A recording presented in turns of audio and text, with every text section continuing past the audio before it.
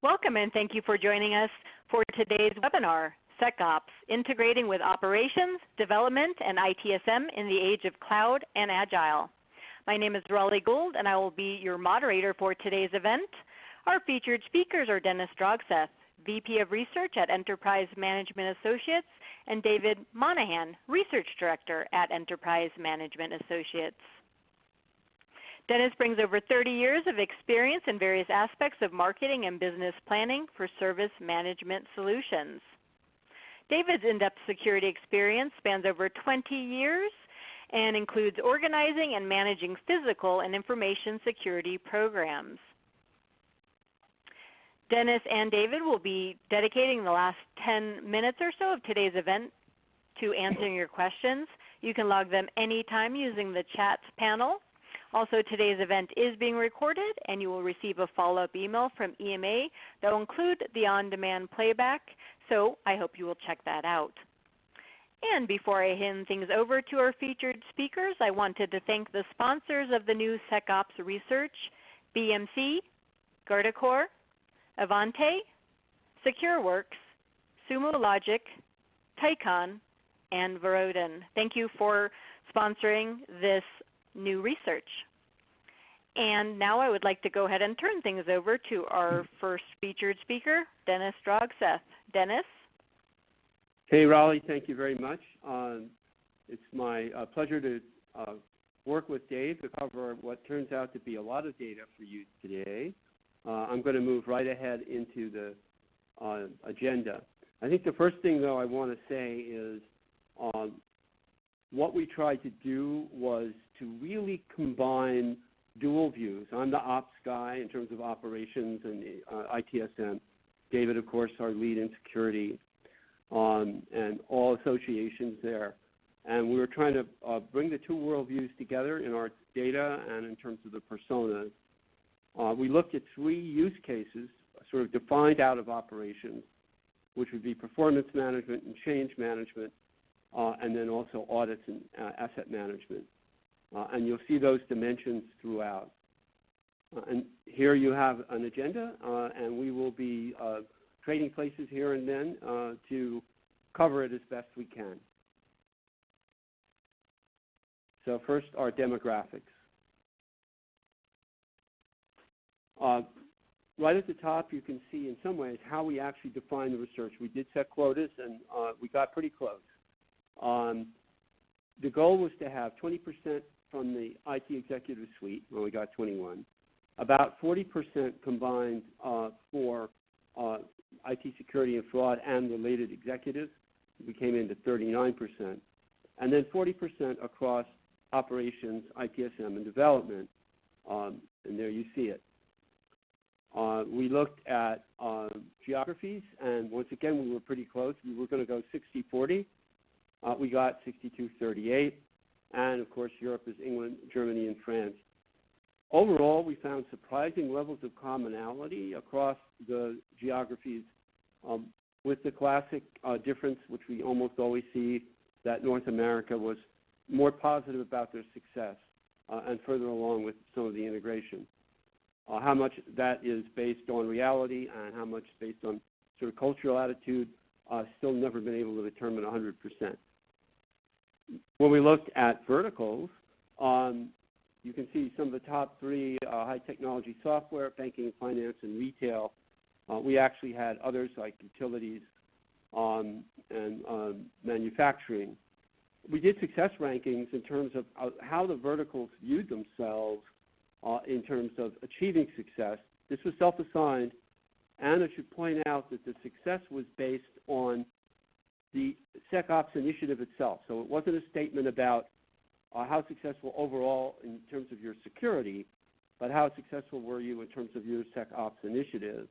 And interestingly enough, perhaps because it was a focused and needed initiative, retail came out number one. Healthcare, which is not on the chart here, came on number two, but still a good percentage. Utilities, number three. High-tech software, number four. Service providers in tech, 5. Finance and banking, 6, which you think might be much more advanced. But then again, it was a question of forward motion through a new SecOps initiative, and manufacturing came in 7. when we looked at budget, and we saw an average of $25 million out of our size, and we're going to look at size in a moment, with a security spend of about 20% of total. Looking at company size as is the next step, was a pretty good balance between large, small, and medium, with maybe a kind of a mid-tier focus. Aside from larger companies doing more things and looking at more metrics and more whatevers, we saw a couple of interesting differences. They were actually more likely to spend more of their budget for security, more likely to have a wider variety of cloud services and have more of their workloads in the public cloud. And that was 23% for large, 13% for medium, and 7% for small, which is really interesting. Again, had more than 50% of their workloads in the public cloud. What's interesting, though, in success, mid-tier companies, which is often the case because they're a little more or less politically challenged in terms of fiefdoms than the larger ones, came in first for success rates. Moving on to organization. So we required some level of going forward with SecOps. This is another statement that where we focused our research. We wanted only respondents who had some level of forward progress. So that 0 at the bottom there, not at all integrated, is a quota that we basically excluded people who weren't in the game already. So that helps to focus it. And you can see most of the respondents felt they were pretty far along. And of course, the level of integration was very much related to success rates as well. I should add as well, 69% believe they were going to do significantly higher levels of integration in the coming 12 months. Highest ranking executive driving SecOps. CIO was the number one, and again, it shows it's a top-down, cross-domain, cross-silo requirement to get that percentage of CIO. Then director, manager, et cetera. Interestingly enough, IT VP didn't come in so high. And VP of business came in a meaningful way. 76% of our respondents had a single organization coordinating and driving the SecOps initiative. And we'll look more closely at what that might be shortly. Needless to say, having that in place, having a single organization coordinate, was also very much linked to the success of the initiative.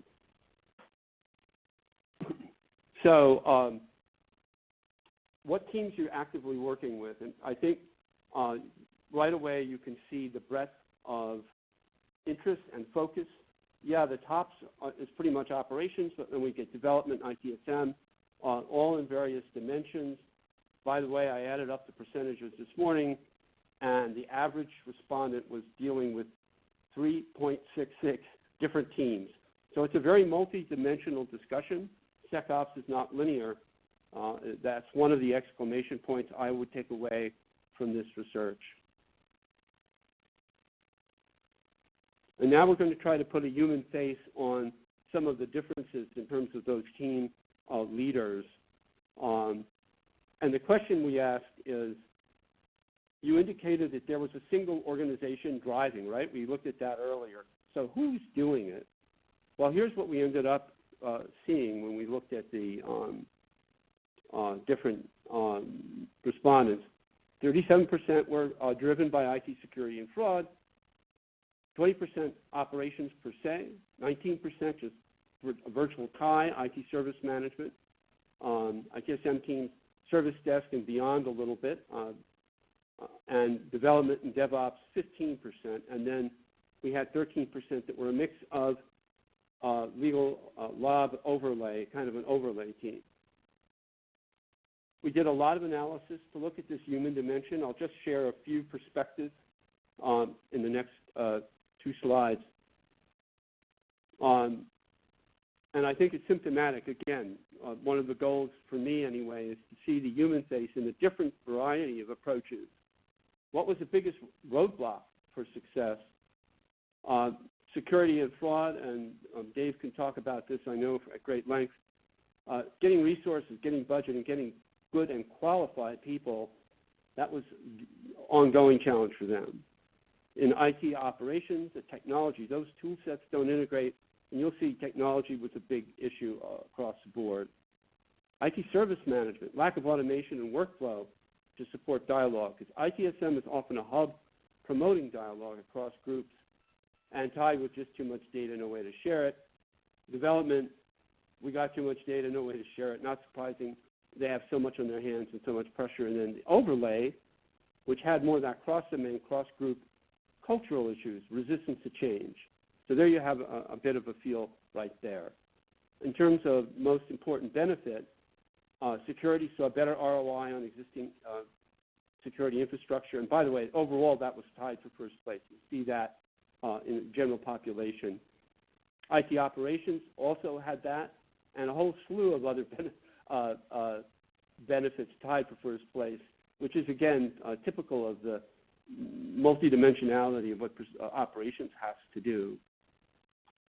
When you look at ITSM, guess what? They're very focused on efficiencies and governance, and improved operational efficiencies were a very strong lead for them, and that was also tied for first place in the top most important benefits overall. Development was more efficient use of cloud resources. Well, that makes sense for development. And overlay, again, more ROI, better ROI on infrastructure with improved compliance. What's really interesting to me is who felt they were most successful. ITSM came in with the highest score, which probably surprises many people. But again, what are they about? They're in good environments. ITSM is a hub of communication, of bringing groups together. The overlay team, with similar focus, is all but tied at 72. Operations and security kind of right in the middle there. And development, not surprising to me, came in last. Development is probably not an effective community to coordinate all the other groups. That's not a part of their history. Looking briefly at process and best practices.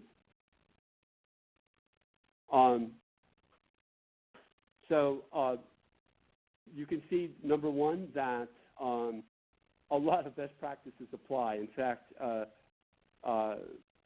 when we did a tally, I did another tally this morning, it was 3.58 per respondent had some level of best practice, and I did not include in that the combined scores, such as the top ISO security combined. For those of us who track IDLE, the combined score is down there, and I think sixth place with 25%. You see balanced scorecard, Six Sigma, et cetera. So the message here is, again, multidimensional, many different best practices apply. So what benefits do we get? Reduced risk overall was a strong lead at 29%. And then everything else came fairly, then actually second, improved ID productivity came in strong at 22%. That's a 7% delta. After that, we're looking at single percentage point changes, 16%, 16, 15, 14, 13, down this other list. And once again, we're looking at reduced risk. We're looking at improved productivity in different dimensions, security productivity, overall productivity. We're looking at elements of collaboration, and then we're looking at specifics like reduced threat management.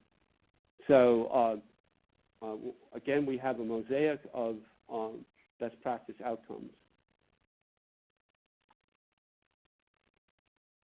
Digital transformation is something that EMA is actively researching globally, both IT and digital transformation. And it was interesting to see that,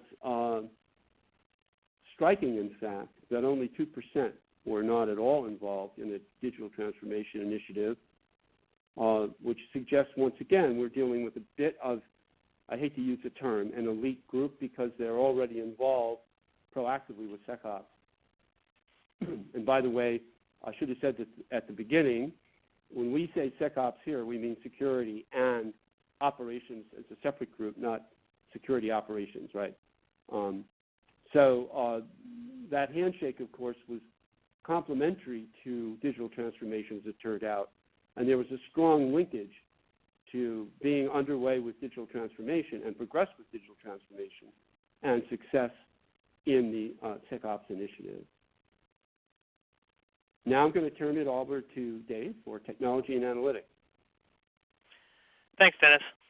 So getting into some of the technology that we asked about, it was very interesting in this first slide here to understand a little bit about what's going on and the overall ramifications of this particular slide. So as you can see here, shared analytics platforms came out as number one. Noticing also in these top four, there was really only a 5-point spread, so they were pretty tightly grouped there. The thing that this shows us with each of these, or looking at these as a combination, is that the organizations that are leading these initiatives really are overcoming both data and tool silos within their organizations. That's one of the things that came out in the report that we see. The organizations that aren't participating in this, they tend to have more group-specific tools. They tend to use isolated data, like I have my security data, you have your network data, somebody else has the storage data, etc. So the organizations that are able to put this information together are getting huge benefits, and we'll talk about some of those within data and tools as well. But the big thing is that all the organizations really are coming out much farther ahead. With the sum of the parts, or the whole is greater than the sum of the parts from what they're doing. So very interesting to see what they're getting out of these. When you look at the combined benefits, if you will, of the tools and the opportunities, you can see here in the list of the top 10 things. These are all very good things to have in your organization. This is almost like the nirvana of IT and security: shared analytics and sharing of different tools and multiple projects across multiple groups. Number 5, workflow and process automation. These are the things that every organization wants to get to, and we found that the organizations that were participating and really pushing forward in the SecOps initiatives were getting a significant number of benefits out of that, and breaking down those traditional silos was just a huge benefit that they were finding. We asked about the tool sets that they were deploying within both their internal data centers as well as cloud. This particular slide here represents the internal, what they're deploying from their internal data centers. And so with cloud, they're looking at the private cloud. Antivirus would be internal, endpoint encryption, and so forth. So the one thing that was interesting in this particular list of technologies that we asked about is antivirus was significantly lower than we would have expected. In its heyday, antivirus is in the 95 to 99% range. Even normally, we see that quite high. One of the things that detracts from the volume of antivirus is down at about number 7, which is the next generation endpoint security. So that might also be identified as endpoint protection platforms or endpoint detection and response. Those types of technologies are competing for the same dollars and the same footprint as antivirus. And so combined together, those are actually up in about the 70 percentile range, which is still low, but at least it shows us where some of that gap is. But a lot of tools are being deployed within the data center. One of the things we also identified is that there are more tools being deployed in data centers than are being deployed in cloud. And essentially what that boils down to is the feeling of security that organizations get from with the public cloud. They feel that their public cloud vendors are providing a lot more underlying security, which is both a pro and a con. And I'll talk about that in a con perspective when I get down to the cloud section later on. When we look at the top benefits of sharing, it's very nice to see some of the things that came out here. First, of the top 5, 3 of them are directly security related and affect security teams. But the other 2, the more efficient use of existing infrastructure and better insight into where future dollars are spent, absolutely translate to improvements across all of the teams. So security got a huge boost out of being able to participate in these particular efforts. But overall, when you look at, as Dennis talked about earlier, ROI, more efficient use of infrastructure directly ties to a return on investment for the dollars invested in the existing infrastructure, whatever that happens to be. So ultimately, you have both a an improvement in the current status, as well as an ability to direct where dollars are going to go in the future.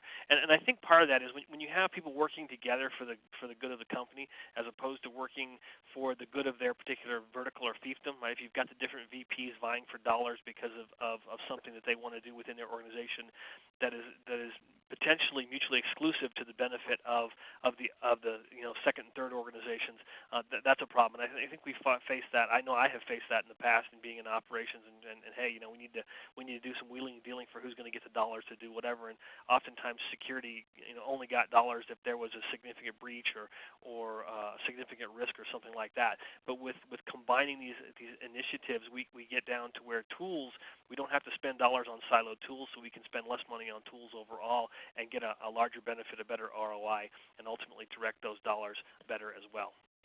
In addition, we also see improved efficiencies across all of those groups, improved data quality, and improved ability to respond to compliance requests and compliance needs. So these are all significant benefits. And the larger your organization is, the more percentage of value, I guess, you get out of these, right? As you have a very large data centers or multiple distributed data centers, meeting compliance needs takes more people, more time. So having these data sets and tools integrated is going to significantly reduce that and proportionately give you more time back for those people to work on initiatives that provide more value, as opposed to you have to do it because of some either contractual or compliance or requirement. When we look at the types of analytics that organizations want to invest in, again, you can see here we have a fairly even, a little bit of a step, but a fairly evenly distributed decline here. So there's only a 19-point spread here amongst over 10 of these things. So the first thing to point out is that there were almost 4 tools being used per team, right? You can see at the very top there an average of 3.91 per respondent. So we're really talking about 4 tools, 4 different analytics tools. And security instrumentation came out on top with process analytics coming, tying in the same place. The thing that is really important about this is that when we look across all these tools, each of the organizations has a number of tools here that can be leveraged, and even more so importantly, these tools can be leveraged across a silo. So even though we're talking about security instrumentation, okay, that's primarily security. The next one down, process analytics, that is absolutely usable across all these organizations. And when you can integrate the processes between DevOps, ITOps, and SecOps as organizations, you get a much better flow. I know from my experience, what I had very big frustrations with were seeing things thrown over the walls from one side or the other. Right? If I found a vulnerability in my organization that needed to be dealt with in a development application, okay, I throw it over to them, and it goes into the abyss somewhere. Very poor process, right? So I was trying to improve those processes. The same thing would happen with IT and dev and so forth. So by being able to analyze processes, we're going to improve each of the organizations individually, as well as improve their interactions and their handoffs. So ultimately, the business is going to have a significant improvement overall. Each one of these types, as we go through, I'm not going to go through all of them individually. They each have a benefit to the organization, and again, can go cross teams. So this is great for understanding what's going on inside those organizations. A little bit about analytics and kind of the perspectives there. So 57% of the organizations that are involved in these initiatives, the SecOps initiatives, are using analytics across domains, as well as for business applications and service performance, including risk. So that's over half of them are able to, at this point in their life cycle of these initiatives, reap these benefits around the cross-platform analytics. So that's huge. 47% were actually using them for change and capacity management. We generally see in research that operations management is leads and change and capacity management lag in terms of finding cutting-edge tools and processes and so forth. So this stayed on par with what we're seeing normally as well. Not a huge gap there, but you can see that the performance side and the operations side are leading. when we look at the top analytics data sources, the transactional data was key, and we had quite a large number of different types of data sources that we broke out. I think we have a slide on this a little bit later on as well.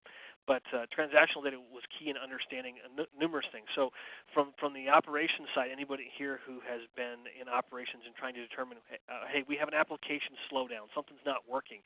Understanding the transactional data and transactional flows is huge to try and figure out what's going on there and what's breaking. Is it a database side? Is it an application interface? Is it a web interface, etc.?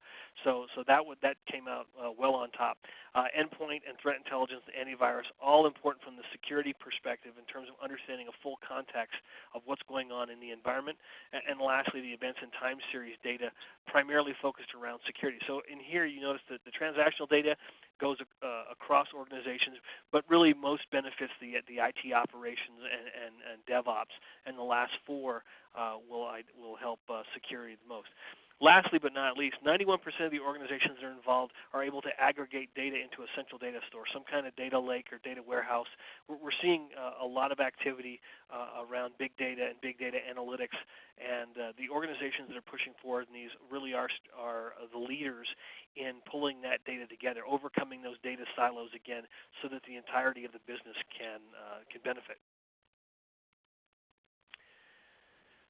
This was a big surprise from our perspective. Dennis, I think you have some comments on this, and it was really amazing to see that there were 10 different discovery and inventory tools. What were your thoughts on that? Yep. So actually, Dave, we do a lot of research on the operations side.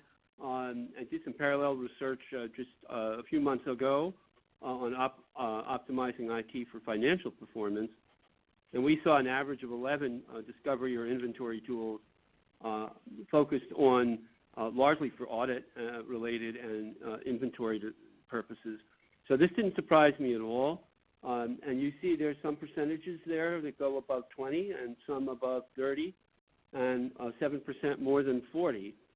This is consistent with a lot of data that I see. We also tried to look at how much was shared with security and how much was exclusive to security. And I would have to say the data there was a little confusing, but overall my takeaway there was most of the data, most of the inventory tools at some level were shared with security between security and operations, although there seemed to be some indications that there was separate usage as well, that security was using inventory tools and not aware or not sharing them with the general operations population. So it's consistent and may be surprising, but if you look at the need for SecOps, and of course one of our focal areas was audits, and come up here, you need that discovery and inventory to get started. This is where you discover what's real in your world.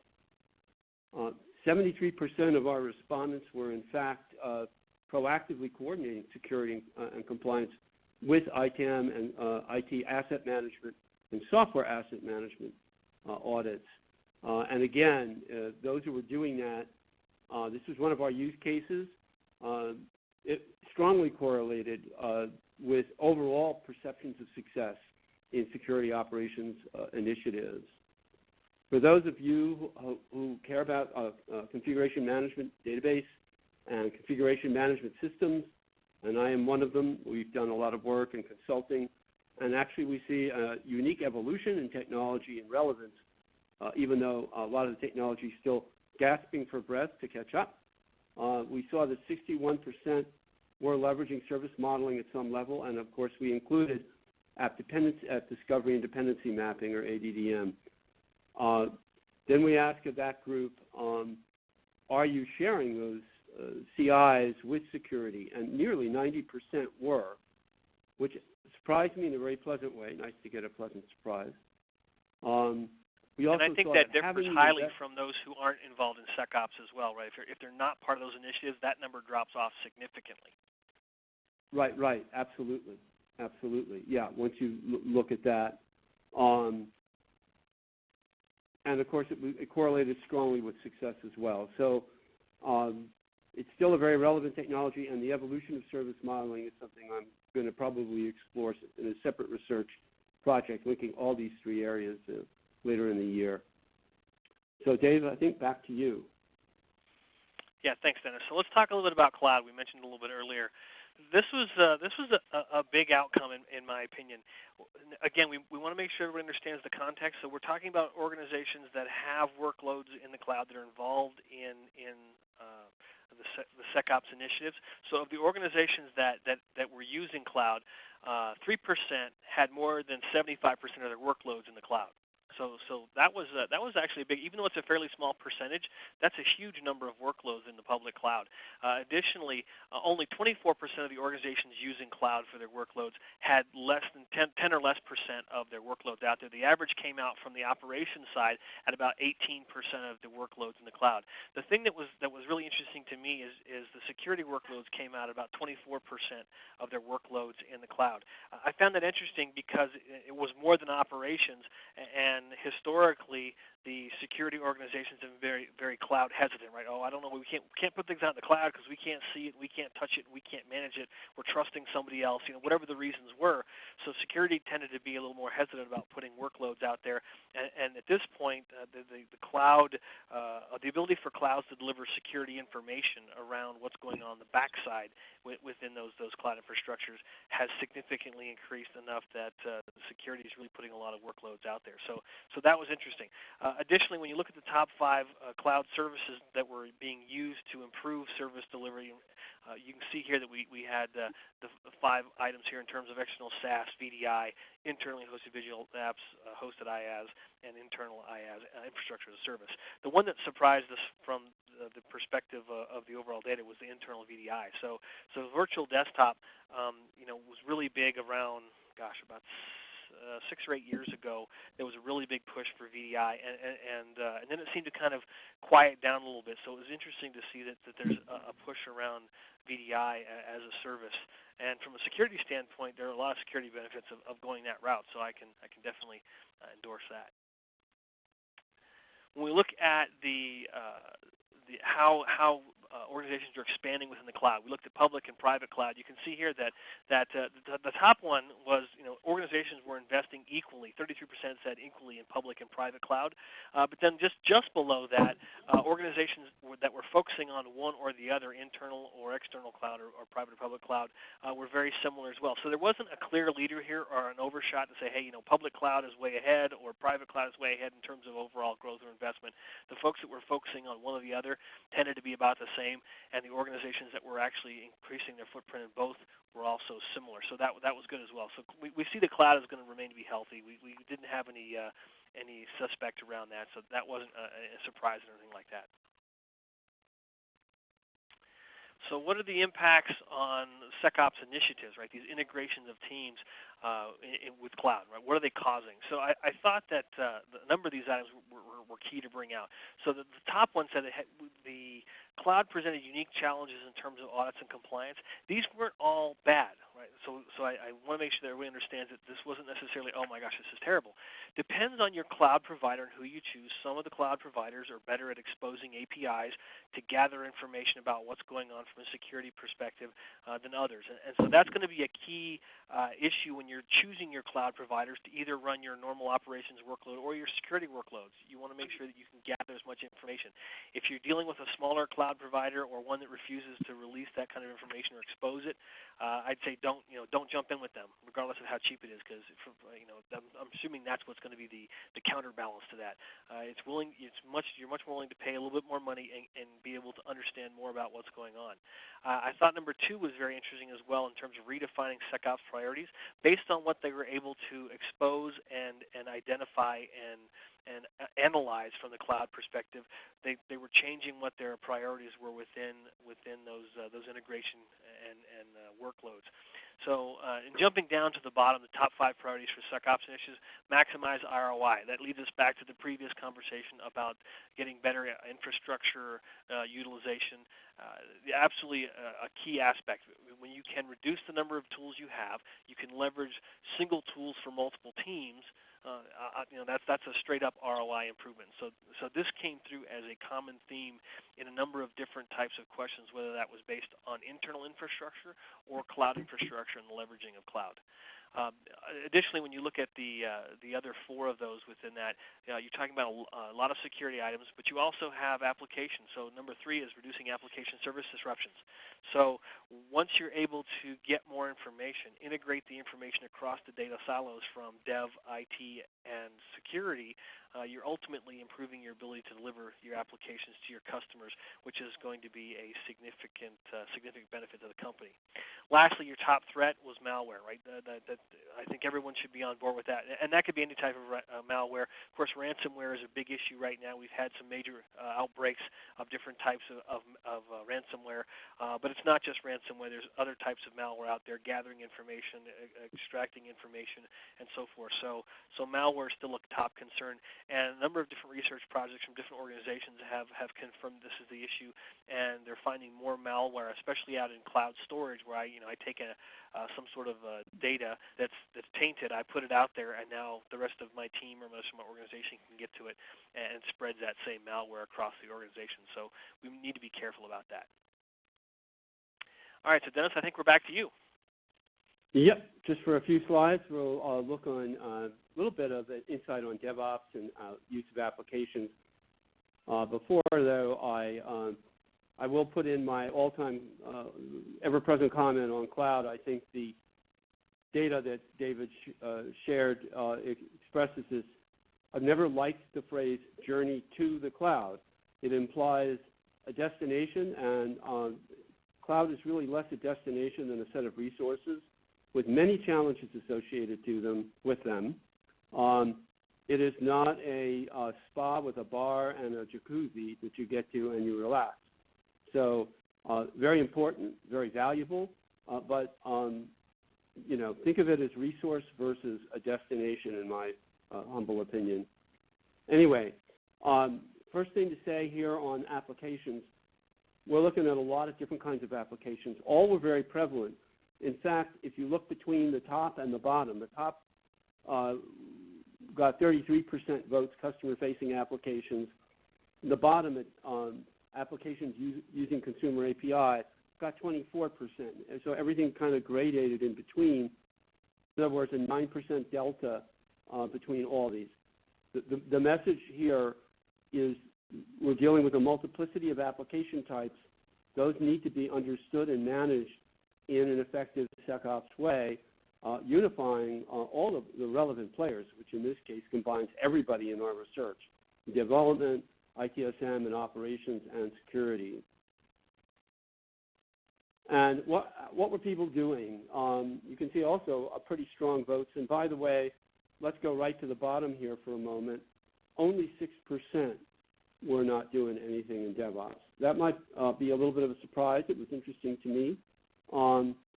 But I think that's also good to say it. Again, that's only 6%. That refers to a population where we screened out people who are not involved in a SecOps work. If you look at the first two, they're kind of a handshake, which is handoff, minimizing risk and better workflows. The two are very closely aligned in thought and identical in percentage point. The next two are actually aligned as well in thought, although a little different in percentage point. Both involve the environment in different ways. One is to support a development process, ensuring compliant and secure development environment per se and tools. And the other is looking at QA tests, ensuring compliant and secure development environments and tools. So there's another little handshake. And then minimizing an all-time ever-present requirement so developers can be focused more on development rather than troubleshooting, and that was another goal. And I think, David, I'm going to be handing off back to you now. Thanks, Dennis. So this particular slide here, to me, presents the message that combining your security data with your IT and ops and your dev information really does create a huge contextual benefit for all of the organizations. The two bullets here, the first one, top performance with change management and capacity metrics. So we're looking at performance, change, and capacity management.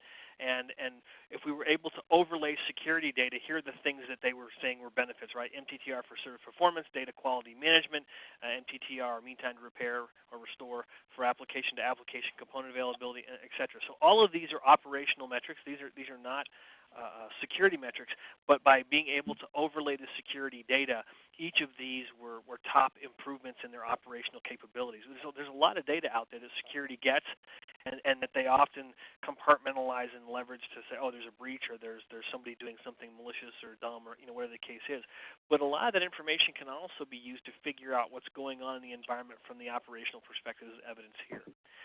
The second bullet, top metrics for IT asset optimization where security is included. We're back to, hey, we're able to include this information. We're ROI and TCO. Boom. Again, a common thread. So I can't speak enough to the outcome of the research in saying that the organizations that are willing to bite the bullet and overcome whether it's political or technological issues in integrating these teams are seeing benefits that are well beyond what they normally can operate at, and ultimately gaining value across the board. Is it going to be easy? No. Is everybody going to be perfect and it's going to be kumbaya? No, it's not. It's going to be a big issue, big effort, excuse me. But ultimately, I think that the gains that they're seeing are huge. So what sort of metrics are they targeting within the next 12 months? Now, I'm going to turn this on its head a little bit in the way I look at it. So when I interpret this data, I look at it as what are areas that we need to improve in security and therefore focus on gaining better metrics in.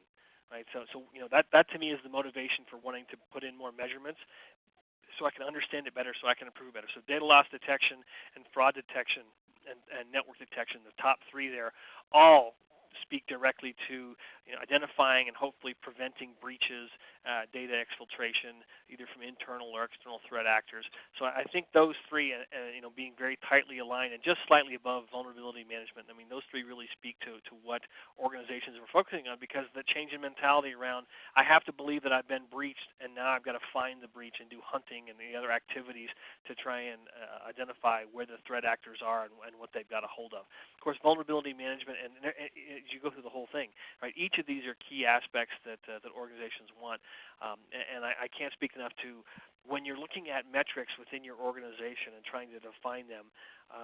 That's probably the most difficult aspect of being a CISO or a director of security, is understanding which issues have to be addressed first. Is it low-hanging fruit? Is it the big project? Is it some combination of those? And then ultimately, what are the correct KPIs to measure in the organization to be able to improve that risk posture? Perspectives on metrics. So 75% of the organizations said, hey, we're involved in this, and we believe that we can measure effectively our combined security controls. That number is significantly higher than I've gotten out of other research and that I've seen in other research. And the main issue here is because it's focused on organizations that are integrating data and tools. 76% they have measurements to be able to understand continual improvement of their security teams. That's another aspect that's very difficult. How do you measure improvement? Is it the reduction in the number of tickets? Is it a lower MTTR? Is it fewer virus infections? What do you need to measure? And so when we come back to this bottom item, like the top 5 key performance indicators, one, we're able to identify or use regular audits to identify exploitable flaws, reduction in the number of breaches. Now, that one actually kind of bothered me. We put that on there because we wanted to see what people thought, and having it come so high, that leads me to believe that organizations are experiencing breaches on a regular enough periodicity. It's not just one here or one there. They're seeing, and this doesn't say it's necessarily an external threat actor that's breached the perimeter and gotten data. This can absolutely include either a malicious insider or a duped insider, and we see very commonly in a lot of research we get people that are duped by phishing messages or other types of things that will release information that they shouldn't because they think they're doing the right thing, right? They had no malicious intent whatsoever. So there's enough of this going on that they're trying to figure out how can we identify and reduce the number of breaches, and the other items kind of fall in line below that. I think the other one that I want to speak to specifically quickly, though, is number 4 with the investments in SOC employees and education and expertise. We know there's not enough security people out there. We know that the level of expertise is not where we want it to be because there's a lot of new entrants novices or newbies in the pipeline there. So I think investing in education of these employees is absolutely imperative. However, the combination with that is you also have to have a beneficial, a positive, a good environment from the work in, because if you invest money into training them and you have a highly stressful, highly overworked, yada yada type environment, once they have that expertise, they're going to leave to try and find a better place. Even if you have a slightly lower pay, but you're investing in their education and you have a positive environment, people are going to want to stay there, right? No one wants to go to a sweatshop, or very few people want to go to a sweatshop, and money isn't everything, of course. So absolutely make that balance between positive work environment and the investing in those employees. So when we look at the where security investment needs to be improved, right? The first one, vulnerabilities identified in the environment. I've done some similar research or some parallel research around vulnerabilities, and we identified that even though the number of employees is only incrementally increasing over the size of the environment, because the number of assets are increasing significantly, whether that's endpoints, from a desktop perspective or from a compute data center and virtual and cloud perspective, there's a huge number of vulnerabilities that can be identified in there, and it goes up significantly, based on the number of assets you're trying to manage. So that's going to be a significant issue. Secondly, that risk analysis security posture, that's absolutely going to be intertwined with the number of vulnerabilities you have. You want to identify how those vulnerabilities are going to be exploited, who can exploit them, and ultimately that's going to fall directly into your risk analysis and so forth. So each of these is interesting and key, and I think there's some good takeaways here from that perspective to be able to understand how to drive the security organization, because this is how the organizations that are at the forefront are driving their businesses and from a security perspective. Dennis, back to you. Thanks, Steve. So I'm going to move this to the full slide, and I'll tell you why. When we look at roadblocks, almost clustered half and half, not quite. If you look at 1 through 6, they are technology. And when I look at what we're seeing here, and by the way, just so you get a sense of the spread, technology, too much data, no way to share it, that was 32%. When you get down to the bottom 6, that's 22%. So it's a steady little drop, but they're not radically different. And then actually from then on, we're looking at almost the same, 22, 22, 21%. The bottom here is 19%. So not that big a delta. But if you look at the top 6, and if you've ever actually written for theater, well, you probably haven't. Imagine you're writing for theater and you have a cast sitting in a circle, and they're looking actually on the floor in the middle of where they sit, and they're actually looking at the same thing, and they're all saying their own comments, but it's really a fundamentally same phenomenon. Too much data. Tool sets don't integrate. Quality the data is poor. Lack of automation and workflow actually to bring things together, so that's really part of that. We use different tools, and our products don't work as they are supposed to. So you vendors out there, this is a mission, an opportunity, huge one, given what we see in our research right now. Then if you look at 7 through 10, and you're writing another little one act, you have the culture group here, resistance to change, getting budget, which is linked to politics and culture, internal politics and leadership, and going from reactive to proactive, which can mean a lot of things in terms of responding as well to a proactive idea versus a reactive incident. So fascinating how they clustered. They really did. And if any of you do want to write one act, send them my way, and I'm sure we'll produce them with EMA. The benefits were a little more scattered, but also clustered in certain ways.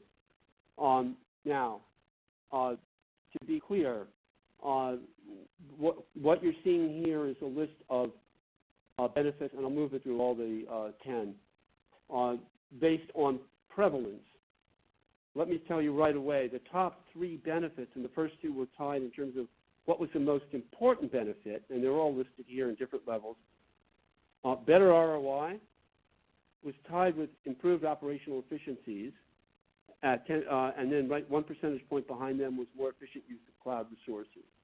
So those are the most important, but these here were the most prevalent. And of course, number one goes back to our little theater group looking at the floor and having tools that don't work together, data is not quality, isn't quality that you want, et cetera. That was number right at the top. And these were not tied. These were spread out nicely. In fact, improved data quality got 35%, and then the next got 27%.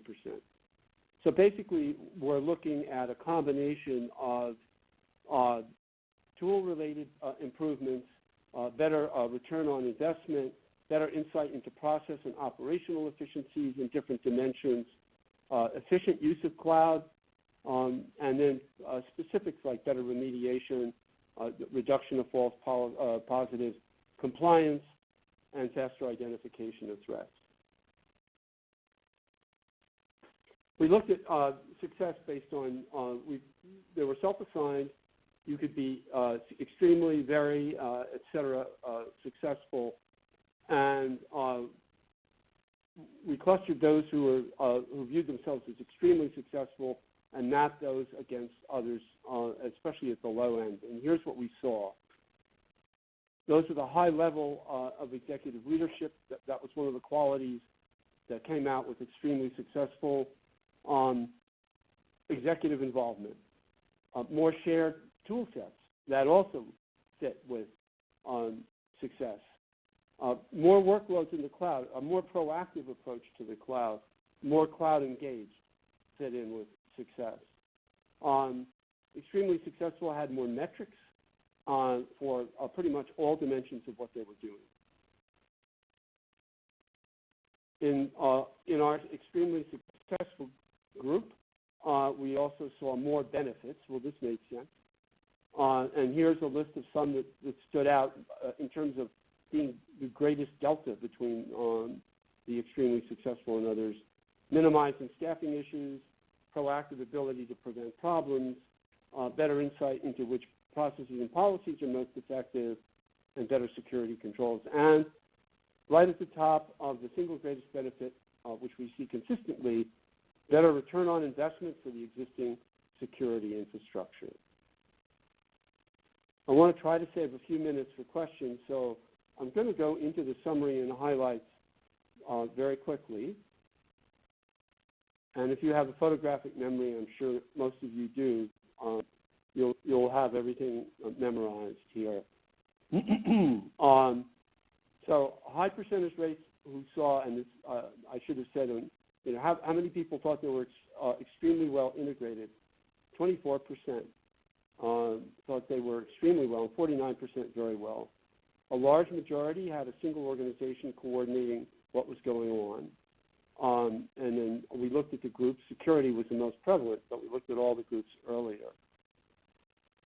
Shared analytic platform was the most favored way, and analytics is definitely, in fact, it was one of the inspirations for us doing this research, because I've been involved in doing analytic research and saw security as a driver, even when I was looking at performance management. And then we have pretty strong shared values, 50% using analytics for performance, 47% for change in capacity, and many of these looking at a central data store. We talked again about that 10 discovery or inventory tools is probably actually modest. It might even be more. A good usage of CMS, CMDB, or ADDM, in other words, service modeling. And nearly 3/4 were involved with IT asset management or software asset management. In terms of cloud and Agile, you can see a dramatic, strong percentages already putting workloads in the cloud, including security-specific workloads. Cloud challenges, audits, and compliance. That's very consistent with a lot of my other research. Doesn't make things easier, it makes things harder. And redefining SecOps priorities, there are cultural challenges and political challenges in dealing with cloud. by the way. 2 priorities for Agile, of course, service process workflows and minimizing handoffs. That coordination was the priority there. Optimizing public cloud resources for capacity and performance. Cloud zooming in there on metrics. Top priority for asset was operational efficiencies, which is a rising concern for executive suite in IT today. And top concern for security-specific metrics, data loss detection. And the last slide before questions, top roadblock was too much data and no way to share it. I think there's a song that's got a similar phrase, but I can't remember the title. Top benefit achieved from SecOps integrations, improved data quality, and the single most important benefit, ROI on existing security infrastructure, was tied with improved operational efficiencies. And again, that human dimension, getting people together, teaming, optimizing value, and optimizing efficiency, a big part of the whole SecOps story.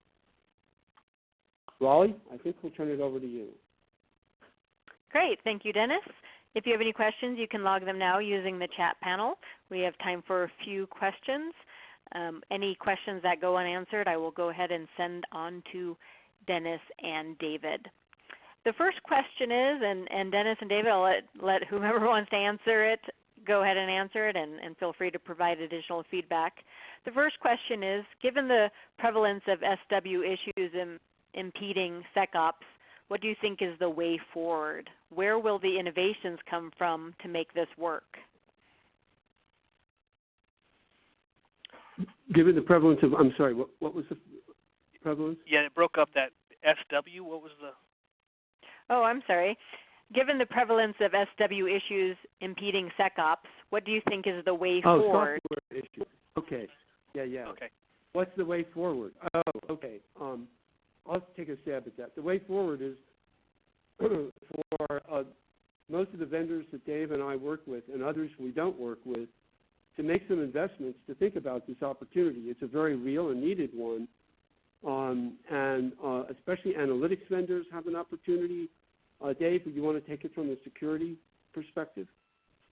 Yeah, so I'll segue. The analytics, absolutely, they're being huge. And I think one of the things that I see from the security vendors is, even though we have a huge number of niche security vendors, I solve a very small problem.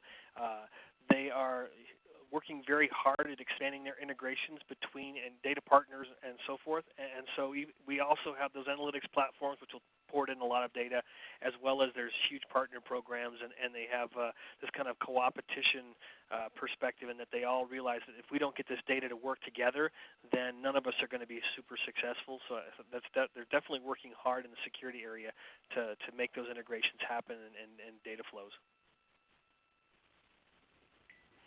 Great, thank you both. Let's take one additional question. It is, if you had to guess who was most enthusiastic about SecOps integration, was it security or some other part of IT? What are you two seeing? All right, I guess I'll start. Dave, do you want to take that? Sure, I'll take it. So I think that all the sides saw huge benefit. Security, I think, has often felt like the redheaded stepchild. IT delivery and DevOps generally get more attention because they're delivering services. Security is a cost center, an insurance policy. But I think that they felt very, very great. They felt great about this particular these initiatives, but they weren't the only ones to feel good about it, and also to get benefits. As we showed in the data around tools, analytics, and so forth, each of the organizations had significant benefits around these efforts. So, Dennis, you have any thoughts? Yep. Yeah, I think the other side of the coin there is I really think operations, those groups that are trying to do performance and change management in an integrated cross-silo way with some level of advanced analytics to begin with, or at least attempting. So those are 3 qualifiers. I know from my own research they are hugely interested in getting a more proactive way of dealing with security issues so that it's not a separate thought. And those groups who are very focused on the move to cloud for IT security permeates so many decisions surrounding cloud adoption. That is another very enthusiastic group. And I actually think development and DevOps will, follow as well. But I think the most enthusiastic groups will be operationals, performance, and change, and those groups driving cloud sort of outside the security purview for the near term. Great. Thank you both. And I wanted to thank our audience for joining us today. You will receive a follow-up email with an on-demand playback and some additional resources, so I hope you will check that out. Thanks again for joining us, and enjoy the rest of your day.